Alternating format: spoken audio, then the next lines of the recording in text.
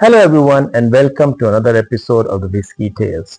Today I'm going to tell you something really fascinating about whiskeys, and this is something that you can actually try to follow for, especially for new distilleries that will come in very useful when you're going about your tasting journey.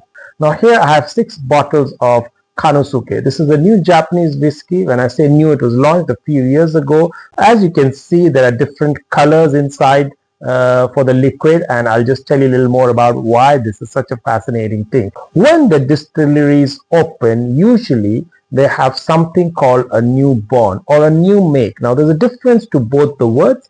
So you can find plenty of new make whiskeys, but new born usually not something that's easy to come by, depending on how the distilleries actually treat the whole topic.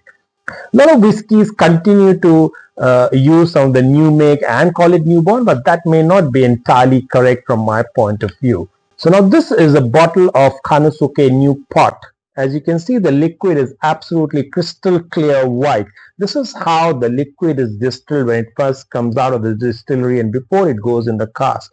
After that, the cask influence and the period of time that the liquid has stayed in the cask starts giving it more color and body and flavors and a whole lot of other things. So this here is about 12 months into the cask. This bottle is about 16 months into the cask. This bottle is 20 months, 24 months, and just about under 36 months into the cask. Now this is a fascinating way of tracking the evolving of the liquid in the cask, what kind of impact it has on the liquid.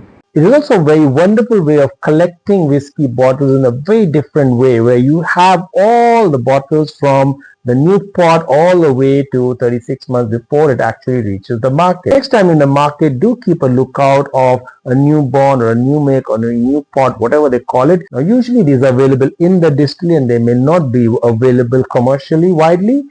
So you may have to visit a distillery to get your own bottle. But it's a very interesting way of collecting whiskeys or tasting it when it straight comes out of the still or when it goes to cask, and how the different cask influences the color, taste profile of the whiskey.